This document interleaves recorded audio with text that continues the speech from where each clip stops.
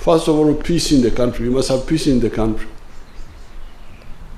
So that's why we always prioritize the army. Even if we don't have enough money, let's fund the army to be able to defend us.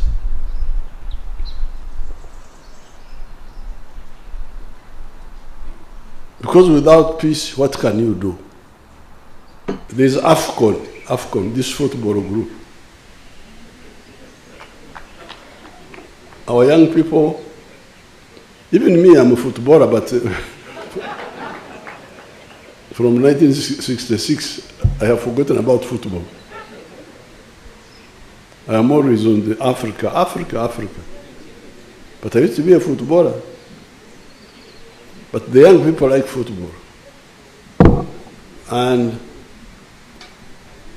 when this AFCON comes, it will bring a lot of people here. We may earn more money from people who come than the money we are spending on AFCON. So that must be funded. We are in it. We can't fail. First of all, I want to thank all of you for the wonderful work you did during the recent elections. This victory was victory for all of us, for everybody who participated. This issue of budgeting is not easy because people really get confused. That's why you find that some individuals are not able to manage in life because they are not able to prioritize among priorities. The strategy of how you budget is very crucial. Now, because of those mistakes, we started getting into a crisis. By 2005, plus other mistakes, like when the Mugisha Muntu and others blocked my plan of Bujagari. I had negotiated a very good agreement for Bujagari. They blocked it in Parliament. So we didn't have enough electricity. The only electricity we had was the one we had repaired of Owen Forest Dam. The economy was growing, electricity was not growing, electricity supply. So in 2005, we had a crisis of load shedding, you remember. This time I called Parliament in the Statistics House and also Cabinet. Said, please now, I demand that we prioritize the roads and electricity. And the reason I did that was because, and I would want to persuade all of you, that whatever you do, can you identify the factors, the core factors that primarily cause the economy to grow? As I was telling some people a little while ago, there are four things. First of all, peace in the country. Maybe 5. First of all, peace in the country. You must have peace in the country. So that's why we always prioritize the army. Even if we don't have enough money, let's fund the army to be able to defend us.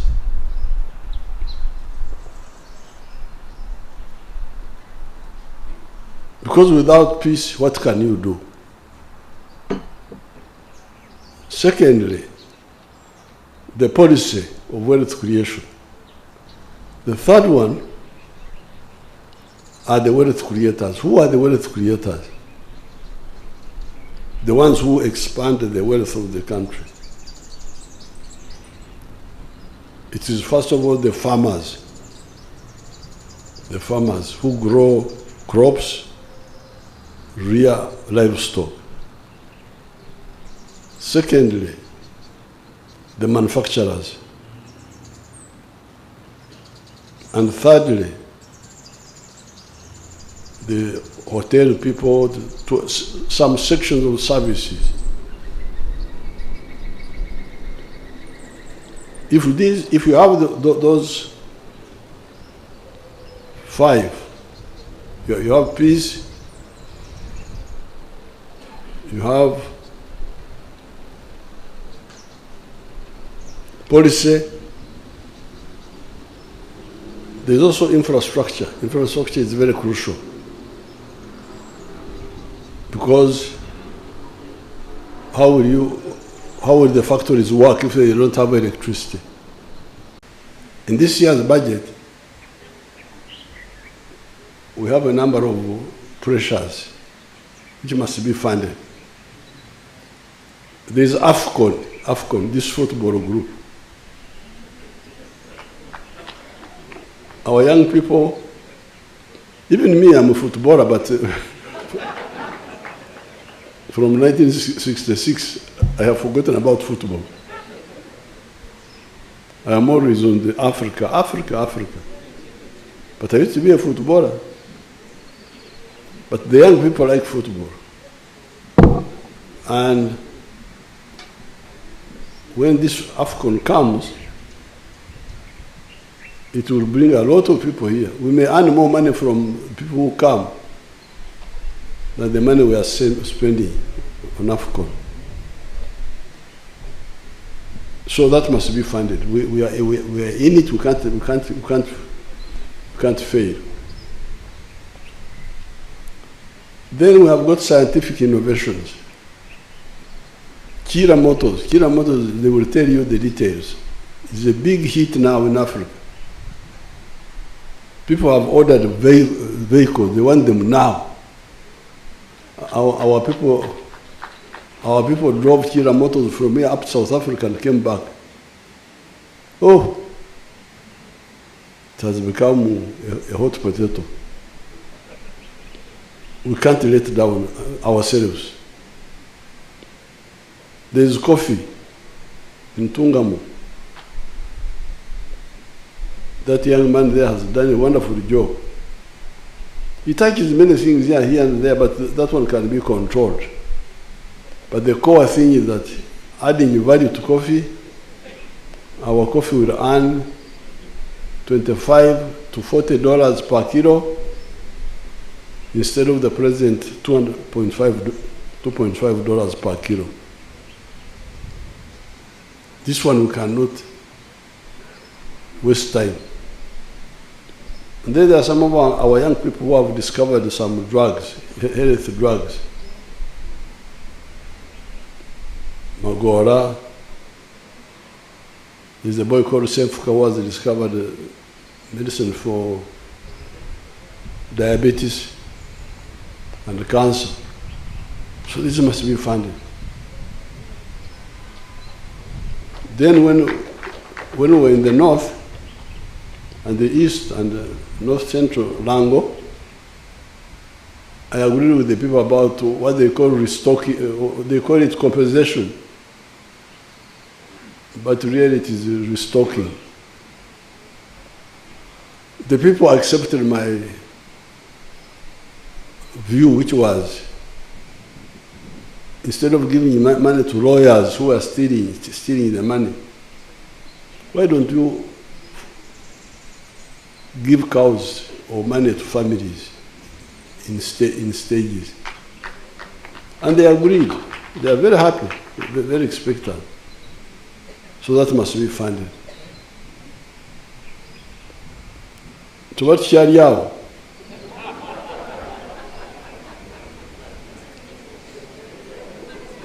Because that's how Africans speak, as if they were not in a hurry. Towards Sharia, when we were still there, the teachers,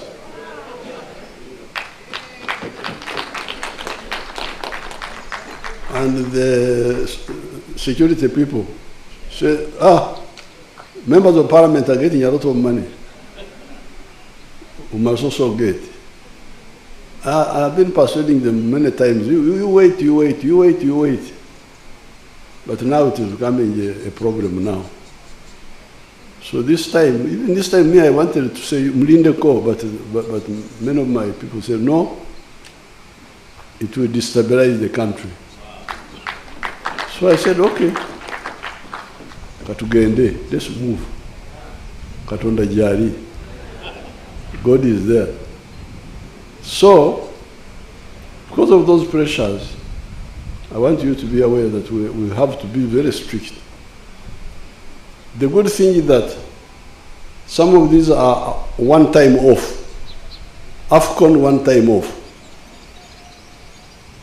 Like when we funded NAM we funded NAM and upgraded Munyonyo, now Munyonyo is there forever. And the NAM expenditure is not annual, it was just a one time. So AFCON expenditure is one time. The science expenditures, most of them are one time. They are not recurrent. The only recurrent are the salaries of our people. So therefore, if we focus properly, we can actually do the crucial ones. So therefore, this is the budget I want you to support, so that we move. But where we are going, I would want us to really see how to eventually get out of these debts. Because if our GDP now is 68 billion, if we are collecting 25% of this as tax, we would be getting something like 62 trillion in tax. And if we are not paying the debt of 32 trillion, we would actually have a surplus. You can calculate the mathematics. We can have a surplus, but because of not listening to privatization, we end up with all this wastage. 14 trillion interest